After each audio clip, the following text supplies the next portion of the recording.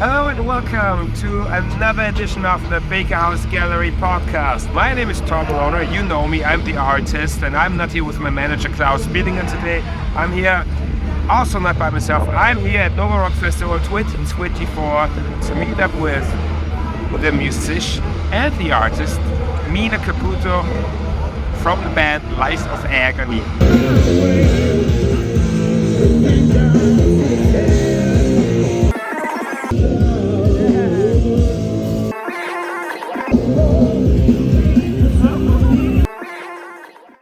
The two of us developed a beautiful collaboration art piece that we will have a short discussion about, like the creative process and everything else. But you know what?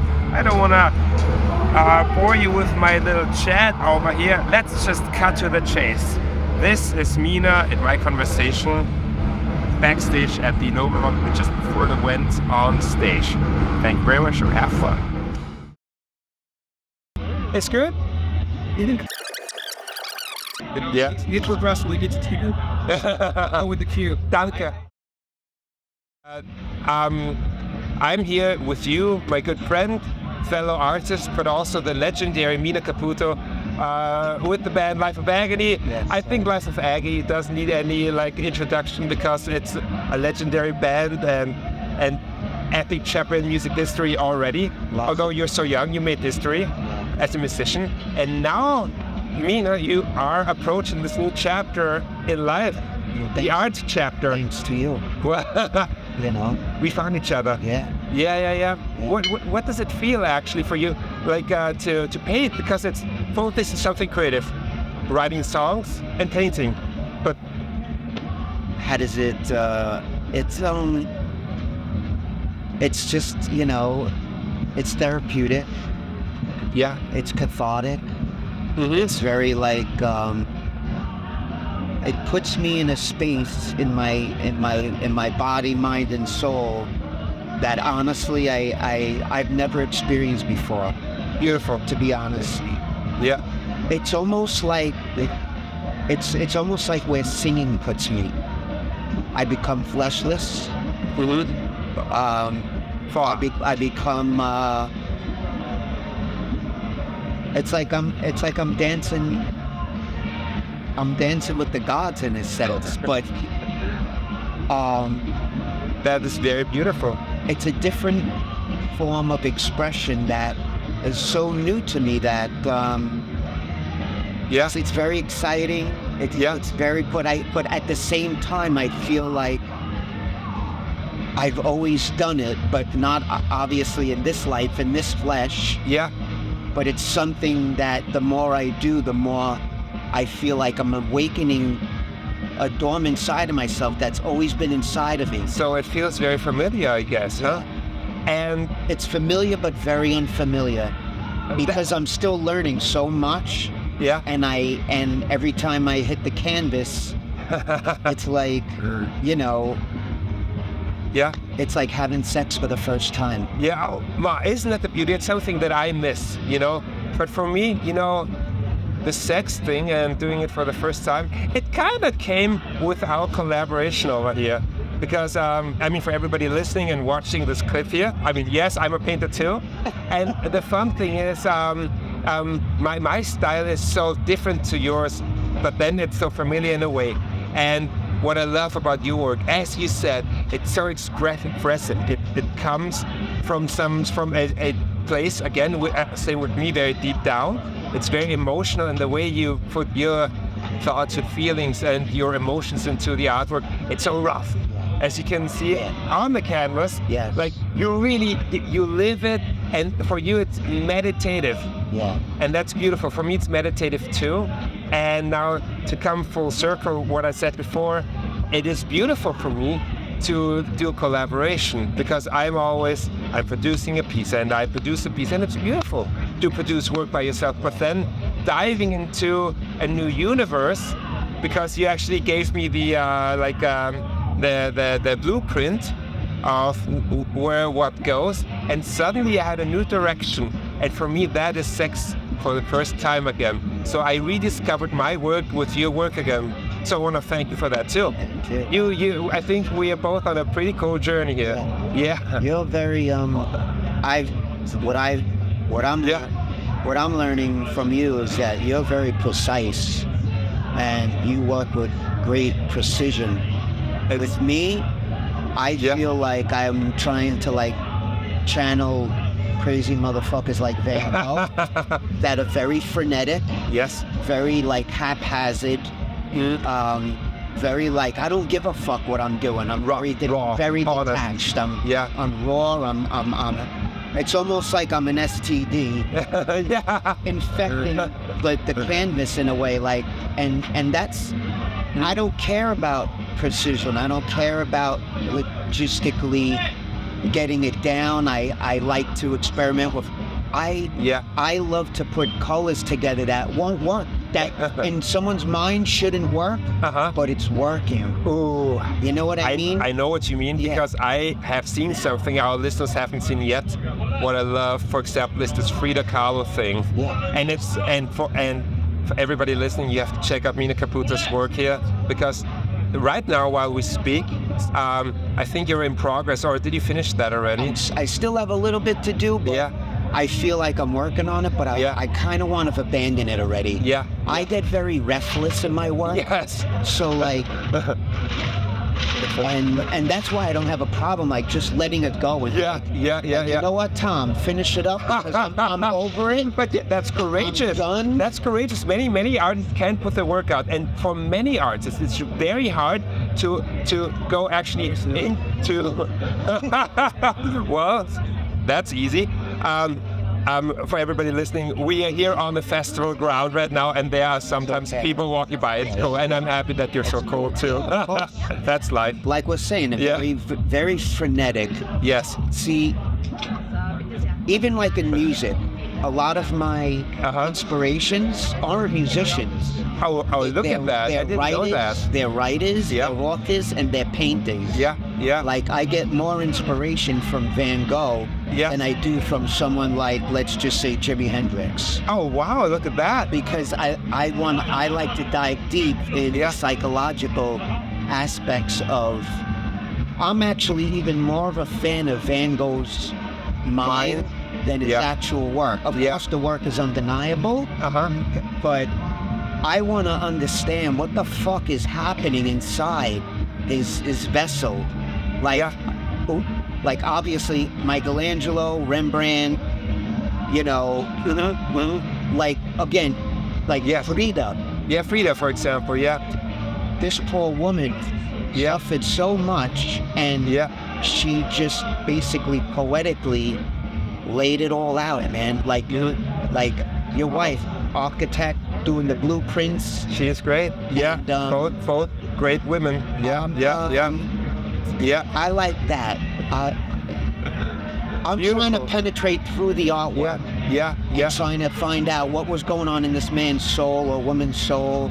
What actually, what was speaking through these people. And I'm trying to find out.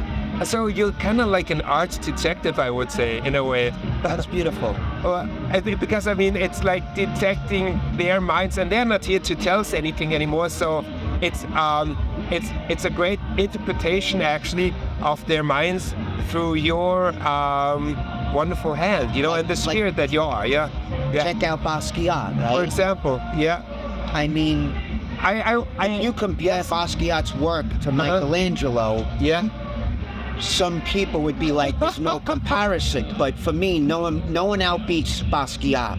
And it's because of he was producing these kinds of works at 22 years old, 20 years old. And people are copying him right now.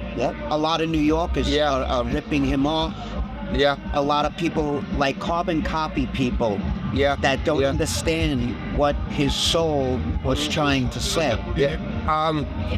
Now, what interests me, because you're interested in Basquiat and Frida Kahlo, how like when you approach a canvas, because every artist has their own approach, and for example, for me, the most courageous part is the first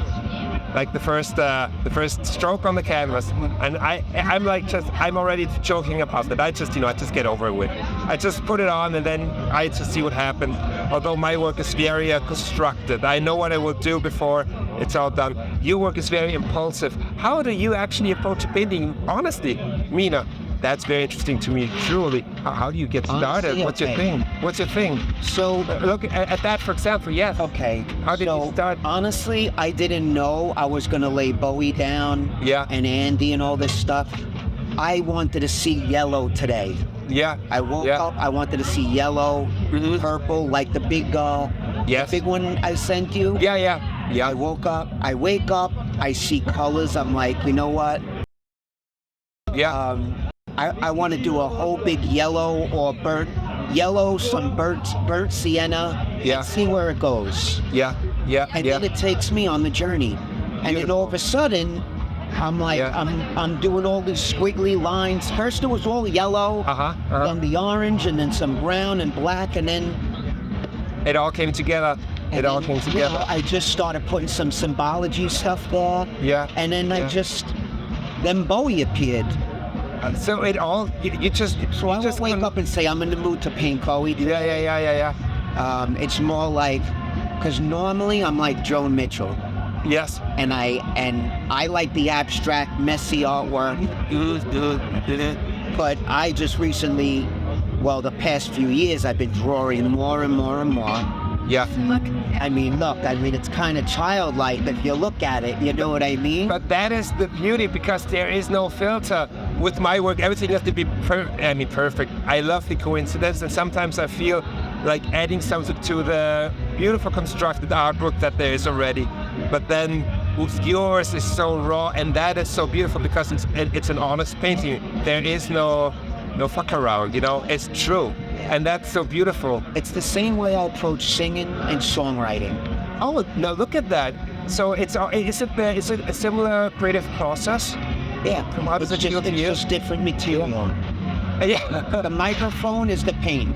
Yeah, but it's a way of expression, right?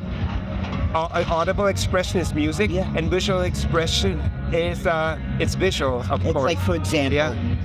I'll wake up, I'll feel a certain rhythm. Yeah. I'll lay down the rhythm. I have no idea what the music's going to be. Yeah. What the content of the lyrics. I have no idea, what chords I want to use. Yeah. But it's like the canvas. I drop the beat, or I'm dropping purple. Yeah. Yeah. Or Yeah.